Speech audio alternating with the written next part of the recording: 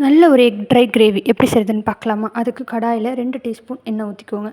கடலை எண்ணெய் ஊற்றிட்டு அதுக்கு 3 பெரிய வெங்காயம் நீட்ட வாக்கில் வெட்டியிருக்கேன். அதையும் ஆட் பண்ணிக்கலாம். இதை ஆட் பண்ணி இதை நல்லா வதக்கிக்கோங்க. இது தனித்தனியாக வந்துட்டு வதங்கணும். அந்த மாதிரி வதங்குற அளவுக்கு வதங்கி வரணும். ஒன்று தனித்தனியாக வர மாதிரி இதை நல்லா வதக்கிக்கோங்க. வெங்காயம் வதங்குறது தான் இந்த டிஷ்ஷுக்கே பெஸ்ட்டான ஒரு இது. ரொம்ப சீக்கிரமாக செய்யணும், வீட்டில் எதுவுமே இல்லை அப்படிங்கும்போது இந்த வெங்காயம் முட்டையை வச்சு இந்த மாதிரி பண்ணி பாருங்கள். கண்டிப்பாக நல்லாயிருக்கும். இதுக்கு 1/4 டீஸ்பூன் மஞ்சள்தூள், 1 டீஸ்பூன் சிகப்புத்தூள், 1/2 டீஸ்பூன் உப்பு, தேவையான அளவு நீங்கள் வேணுனாலும் எக்ஸ்ட்ரா போட்டுக்கலாம். இதை நல்லா ஒரு சேர கிண்டி விட்டுக்கணும். இதுக்கு முன்னாடி நம்ம பாயில் பண்ண எக்கையும் அதை 2ஆ வெட்டி நம்ம வச்சுக்கலாம். இதுவும் வச்சுக்கலாம். இது நல்லா ஒரு சேர இந்த மாதிரி வந்ததுக்கப்புறம் நம்ம இந்த எக்கையும் லாஸ்ட்டில் போட்டுடலாம்.